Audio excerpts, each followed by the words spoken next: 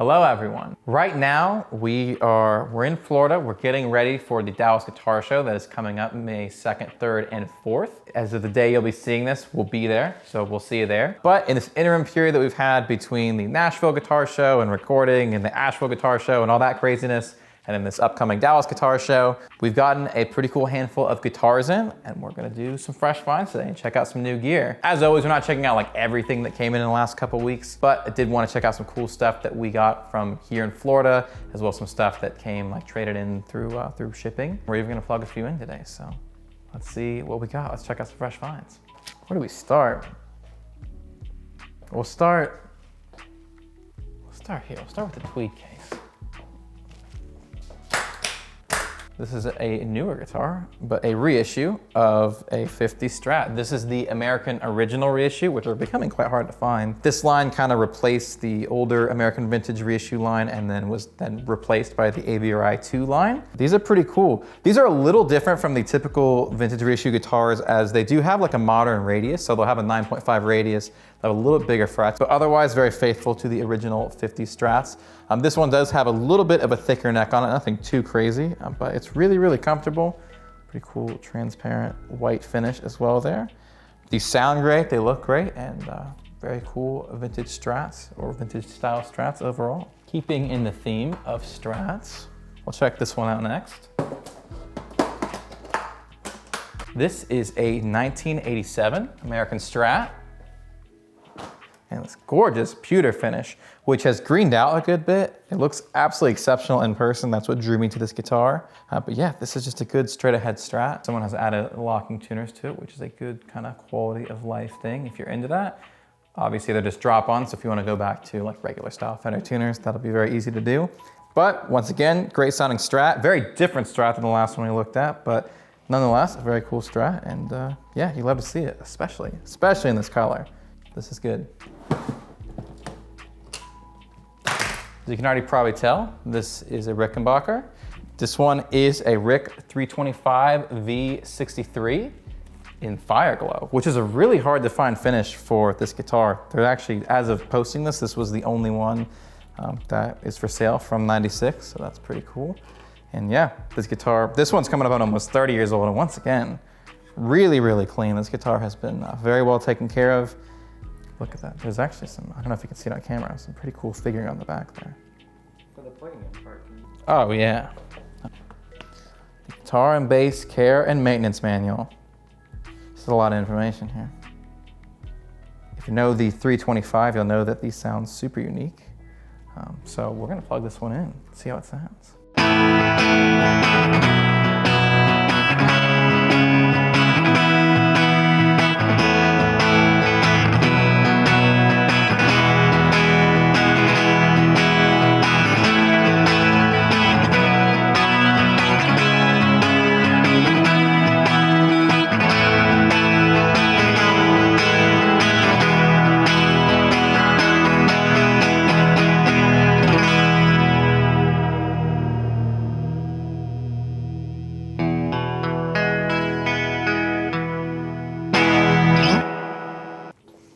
This one I got really excited about, which I know some people are gonna be whatever and not care, but I was into it. This is an original box. Tag on the back there as well, which will give away what this is. But in the original box, here we have flash flood gig bag. We figured out this probably didn't have a gig bag with it when it was new, so we went ahead and added one. Still got the foam. The foam is still in place. A 1990 Fender TL72, 72 reissue Telecaster made in Japan with the rosewood board, which is pretty hard to come by.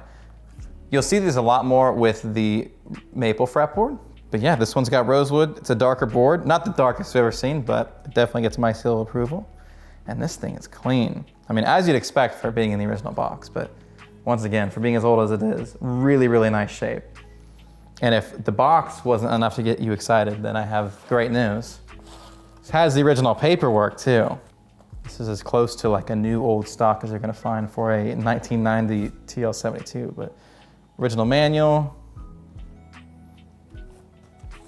original tags, that one. as well as this tag. These are in exceptional shape. And the warranty card. And this is presumably the original plastic that these would have came in too, so. Yeah, I was just really excited to find this in this condition with all this stuff. Pretty cool. I love finding stuff in the original box. It doesn't happen very often, but it happened today, so we had to have it. What do we check out next? We got all kinds of gems. Let's go Gibson here. This is one that just came in through a trade-in. They shipped it to us, and they got a very cool Les Paul Special. This is the Gibson Signature Tony Iommi SG Special, and this thing is really, really awesome. Obviously, just being a signature, that alone is pretty cool, but just based on the specs and merits of this guitar, this is a really, really great SG Special, so very cool. This one definitely gets my seal of approval. I love the color, man. This is just really cool how this aged. Signature there. Yeah, this thing sounds absolutely fantastic, so let's go plug it in.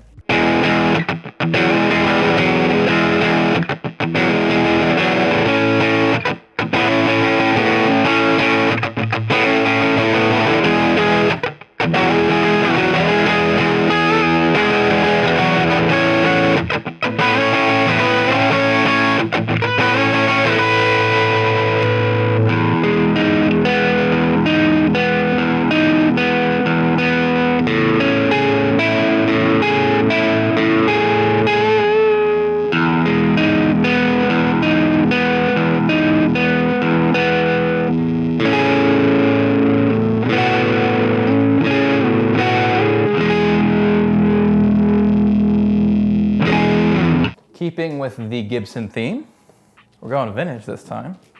Here we have a 1974 Gibson EB3 bass. All original too, which is very rad. This is one of the years you'll see the volute, so these headstocks are actually a little bit stronger there. This is just a really well-kept example. These are really cool basses. I think they are quite underrated in the world of vintage Gibsons, and yeah, pretty cool.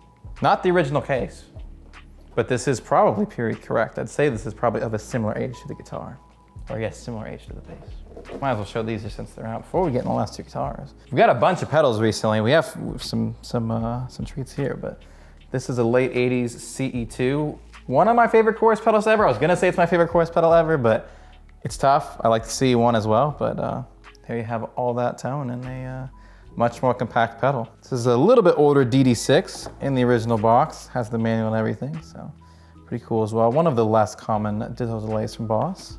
We also have, and I haven't used this one yet. I'm excited to check this out. This is the Maxon PDS-1 distortion, so it's basically a programmable distortion pedal. The only reason this one's actually out here is because I was about to plug it in and check it out, as well as these two. So most of the testing and the setup and all that happens in the other room. But anytime I like to test pedals, I do it in here, so there's way more amps and more fun stuff to play with in here. So yeah, I just brought these in here to test them out, but well, you know, we're here. So another very Alex guitar.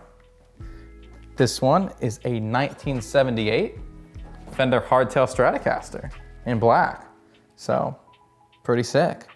I've talked about it in other videos, but I absolutely love the hardtail Strats, and the late 70s ones are some of the best ones to get because it's just such a good value for the money. Fender doesn't offer a lot of hardtails very often, and these don't go for like a crazy amount. Kind of similar money to what you'd see if like a custom shop or maybe a really high-end American vintage or something like that, but this is actually a vintage one. And this example in particular is in really, really nice shape, and it's just cool to see this so well preserved. This one's all original except for the 5-way switch. The original is actually in the case, but at some point someone swapped over to another one, so we left it as it's sounding as it should. Very cool find, definitely one of my favorites, if not my favorite. The last one we'll show here is a very unique guitar. This is a Martin that I had actually never seen until we found this one. So, very unique piece here. This is a Martin Quadruplo 38. Obviously a bit different body shape, a bit slimmer, but it still sounds incredible. It's what's interesting because it still has like the signature Martin sound, but with like a little bit of brightness added, which I think the smaller body is kind of adding to that well. But this one sounds great, it plays great, and yeah, let's sit down and play this one and see what it sounds like.